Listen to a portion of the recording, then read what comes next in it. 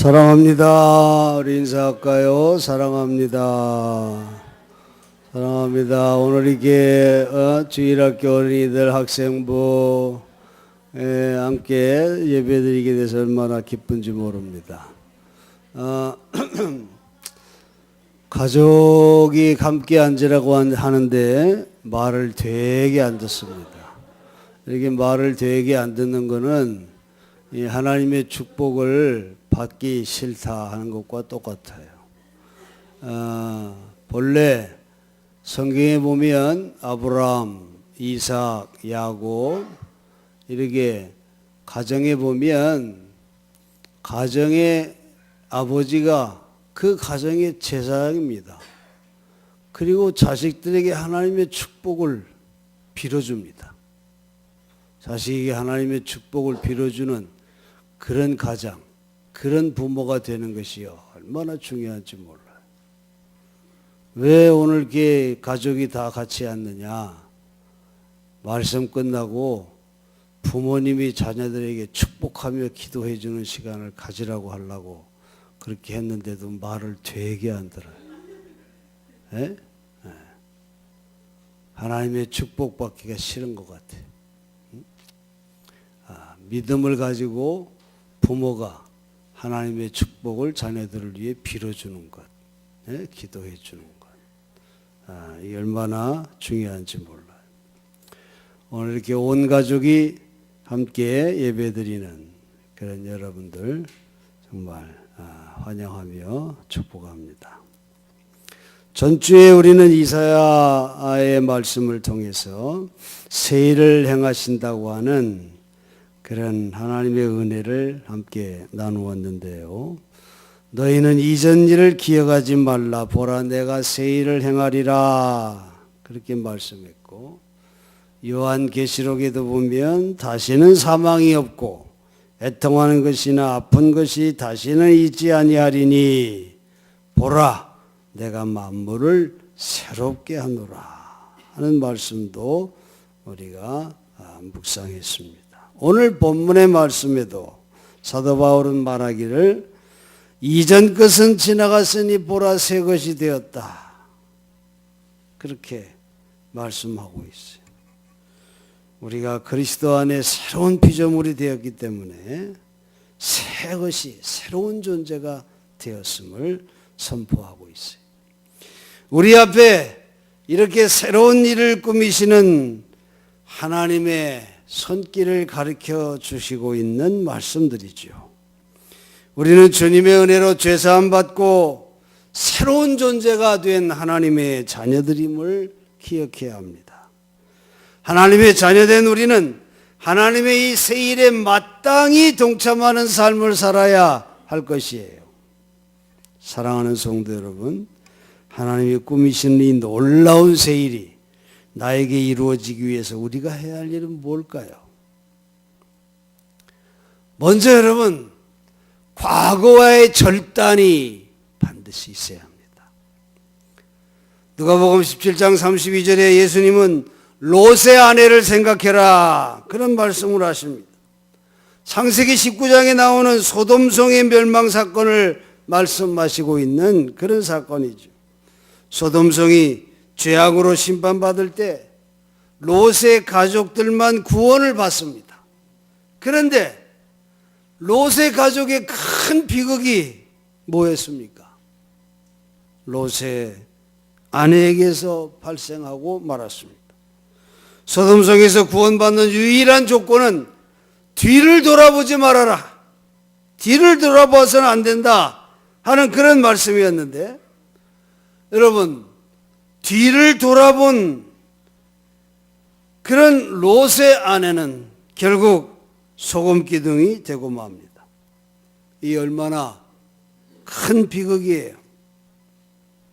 뭐 구원받는 조건이 좀 그럴듯한 것도 아니고 정말 단순하기도 하고 유치하기도 한 그런 말씀을 하나님이 주시잖아요.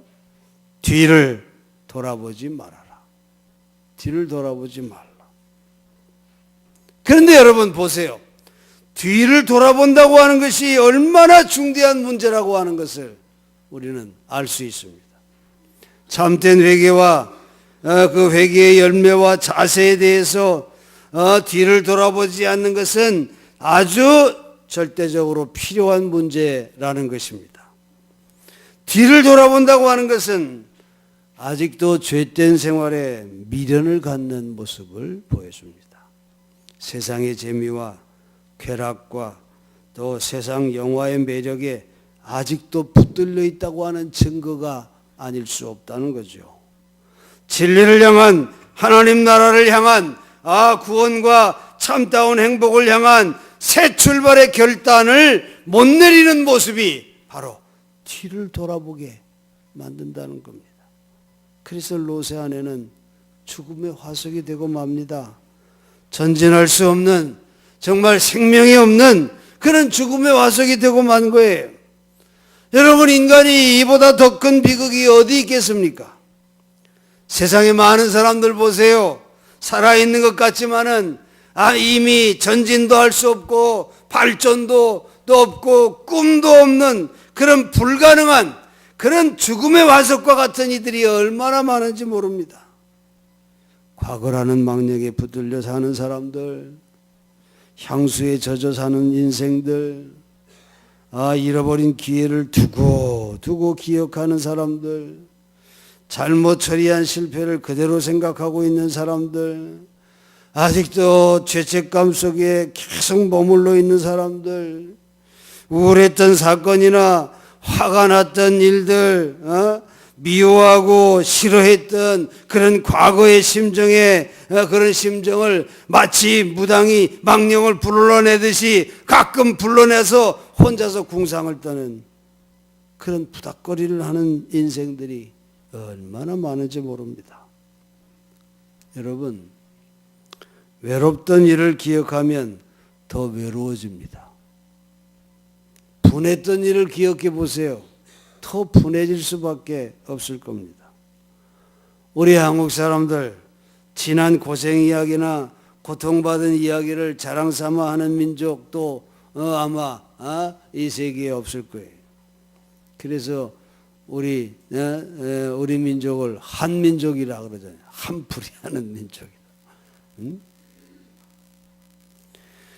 여러분, 사도 바울은 말이에요. 빌립보서 3장 13, 14절에 뒤에 있는 것은 잊어버리고 앞에 있는 표대를 향하여, 새로운 표대를 향하여 나는 달려간다. 그렇게 말하잖아요. 이게 무슨 말이에요? 방향을 전환한다는 거예요. 응? 뒤를 돌아보지 않는다는 거예요. 옛 방향을 끊어버리고 새 방향을 향해 달려간다는 그런 말이에요. 여러분, 이것이 바로 성경에서 말하는 회개의 모습인 것입니다. 누가복음 9장에 보면 예수님께서 자기를 따라오겠다고 하는 사람들에게 하신 말씀으로 자기를 따라오는 제자들을 통해서 나타내실 놀라운 세일을 위해서 먼저 제자들이 준비할 기본 정신에 대해서 이런 말씀을 주시고 있어요. 한 사람이 예수님께 와서 말합니다. 주여, 주님이 어디로 가시든지 내가 따르겠습니다. 그렇게 말하니까 예수님 말씀하시기를 여우도 굴이 있고 공중에 새도 집이 있으나 나는 머리둘 곳도 없는 사람이다. 그렇게 말씀하십니다. 이게 무슨 말이에요? 주님을 따르기 위해서는 개인의 평안을 먼저 생각하는 그런 인생관이 아니라 주님의 뜻을 먼저 생각하는 새 출발을 가져야 나를 쫓을 수 있다고 하는 그런 말씀이죠. 그저 예수 따르면 보화가 굴러 들어온다든지 뭐 세상에서 잘 나가는 그런 일들이 막 생긴다든지 그런 거 기대하지 말라는 거죠. 나는 머리 들 곳도 없는 사람인데 네가 나를 따르려고 하냐? 응? 새 마음, 주님의 뜻을 따르려고 하는 그런 방향 전환이 필요하다는 거죠. 또 다른 사람이 예수님을 따르겠다고 하면서 말합니다. 먼저 가서 아버지의 장사를 치르고 오겠습니다. 이렇게 말할 때 예수님 말씀하시기를 죽은 자는 죽은 자로 장사케 하고 너는 나를 쫓으라. 너는 나를 쫓아 하나님 나라를 전파하라 말이에요. 그렇게 말씀해요. 좀 심한 말씀 같지만은 이 말씀의 참 뜻은 뭐예요? 새 출발, 새 사람, 새 인생의 결단은 그 어떤 일보다도 더 중요하다고 하는 그런 의미를 담고 있습니다. 나를 새롭게 하시려는 하나님의 계획을 위해서는 정말 무엇이나 포기하고 뒤로 미룰 수 있는 용단이 필요하다고 하는 그런 말씀을 가르치는 거죠. 또 다른 사람이 와서 예수님께 말합니다. 주여 따르겠습니다마는 먼저 가족과 작별 인사를 하고 오겠습니다. 그렇게 말할 때 예수님 뭐라고 하십니까? 손에 쟁기를 잡고 뒤를 돌아보는 자는 하나님 나라에 합당하지 않다. 그렇게 말씀하셨어요. 이 말씀의 뜻은 롯의 아내처럼 과거의 미련과 애착을 두고 뒤를 돌아보는 자는 하나님이 하시는 놀라운 새 일을 그를 통해 나타내시기에 합당하지 않다는 그런 말씀을 주고 있는 것입니다. 성도 여러분, 하나님은 우리를 새로운 존재로 부르셨어요. 우리의 자녀들 보세요. 정말 새로운 피조물로 새로운 존재로 우리 자녀들을 통해서 하나님이 놀라운 새 일을 나타내시고자 하시는 그런 축복의 자녀들로 하나님이 불러주셨다는 거예요.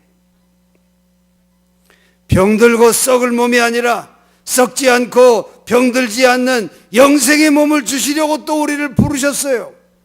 고달픈 이 세상이 아니라 새하늘과 새 땅을 주시려고 우리를 부르셨어요. 죽음과 무덤 대신에 부활과 영원한 생명을 주시려고 우리를 부르셨다는 것입니다. 어떤 사람이 주의 곁에 있을 수 있고 어떤 사람이 하나님의 새 역사에 동참할 수 있습니까? 우리가 하나 더 기억해야 할 것은 하나님의 나라를 위하여 희생할 각오가 있는 자여야 한다고 하는 사실입니다. 한 번은 예수님의 두 제자가 예수님께 자리를 요구한 적이 있습니다. 주께서 영광의 자리에 앉으실 때 우리 둘을 하나는 주님의 우편에 하나는 주님의 좌편에 앉게 해주십시오. 그렇게 요청합니다. 한마디로 하나는 영의정에 하나는 좌의정 자리에 앉게 해달라고 하는 그런 요청이지요. 이때 예수님께서 그들에게 말씀하십니다. 너희가 과연 내가 마시는 잔을 마실 수 있으며 내가 받을 세례를 받을 수 있겠느냐?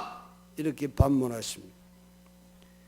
예수님의 잔은 최후의 만찬이 의미하는 것처럼 십자가의 희생을 뜻하는 거죠. 또 예수님의 세례는 하늘의 보좌를 버리고 낮은 인간의 몸을 입는 예식을 의미하는 겁니다.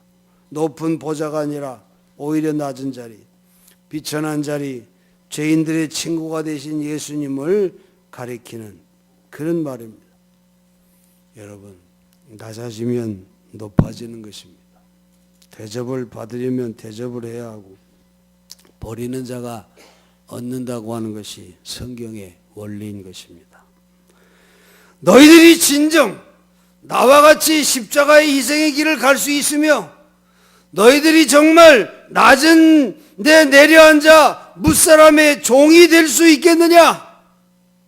그래야 나와 함께 내 자리에 앉을 수 있다. 그렇게 말씀하시는 거죠. 미국의 역사 속에 유명한 군인으로 패튼 장군이라고 하는 분이 있어요. 그는 1차 세계대전 때 29살의 나이로 중령의 계급장을 달고 탱크 부대를 지휘했습니다. 근데 한 번은 적의 그 기관총과 포진을 타격해서 아군의 진격을 가능케 하라고 하는 그런 작전을 지휘하게 되었어요. 그런데 그 당시 탱크는 말이죠. 탱크 속에 들어앉아서는 적을 관찰하기가 몹시 힘든 그런 구조였습니다. 이때 이 패튼 중령은 탱크 바깥으로 나와서 정말 비 오듯 하는 포화 속을 걸어다니면서 지휘를 했다는 거예요. 그의 표현은 whatever is necessary. 무엇이든 필요하다면, 이게 그의 표였어요. 필요하다면 어디서나 어디나 뛰어들고 무엇이나 나는 한다. 그런 인생관이 그의 인생관이었다는 거죠. 너희가 나의 마시는 잔을 마시고 내가 받는 세례를 받을 수 있느냐? 이 말은 예수께서 모범을 보이신 것처럼 하나님의 뜻을 이루기 위해서 하나님이 나를 필요하다 하시면 내가 무엇이나 할 수 있고 어디에나 뛰어들 수 있는 그런 자세를 갖고 있느냐 하는 그런 예수님의 질문입니다. 그럴 수 있다면 너는 내 곁에 자리에 앉을 수 있고 하나님의 이루시는 그 놀라운 새 일에 너는 동참할 수 있을 것이다. 그렇게 예수께서 말씀하고 있는 것입니다. 로마 대성전의 원형 지붕에 천지창조에서부터 예언자들까지 장작 4년에 걸쳐서 그려놓은 미켈란젤로의 명작 그림이 있죠. 그분이 본래 허리병이 심했다 그래요. 그리고 호흡에 장애가 있어서 4년간 그 천장 위에 올라가 천장을 바라보며 누워가지고 말이죠. 그 천장에 그림을 그린다고 하는 것, 그건 정말 그에게 있어서 말로 다 할 수 없는 고통, 고역이었습니다. 한 제자가 그에게 물었습니다. 선생님, 어떻게 천정벽화 같은 그런 건강에 맞지 않는 작품을 맡았습니까? 이렇게 물었을 때 이 미켈란젤로가 조용히 말하기를, 이건 내 작품이 아닐세, 하나님께 영광을 돌리는 일일세, 돈이 목적이 아니라 하나님이 필요하시다는데 어찌 내가 내 몸을 생각할 수 있겠는가? 그렇게 대답을 했다고 합니다. 그런 믿음과 헌신에서 지금까지 수 500년이 넘도록 전 세계 방문자들의 심금을 울리는 그런 위대한 예술이 나왔던 것을 우리가 알 수 있는 것입니다. 사랑하는 성도 여러분, 오늘 아침 하나님께서 우리에게 말씀하십니다. 이전 것은 지나갔으니 기억도 하지 말고 롯의 아내처럼 뒤를 돌아보지 말고 하나님의 새로운 비전을, 새 존재가 되었으니 새 사람의 삶을 살아가라. 그렇게 우리에게 말씀하고 있어요. 내가 너의 앞날에 새 일을 행할 것이니 세상 재미의 미련을 버리고 새 출발을 해라 하고 우리에게 말씀하고 계십니다. 여러분, 죄악의 과거와 절단하시기를 바랍니다. 하나님의 나라를 위해서는 어디든 따라가고 무엇이든 희생하는 그런 마음의 다짐이 있기를 간절히 바랍니다. 그리해서 기쁨으로 하나님의 새 일에 동참하는 그런 우리 은천 성도들의 가족이 되시기를 주의 이름으로 간절히 축원합니다.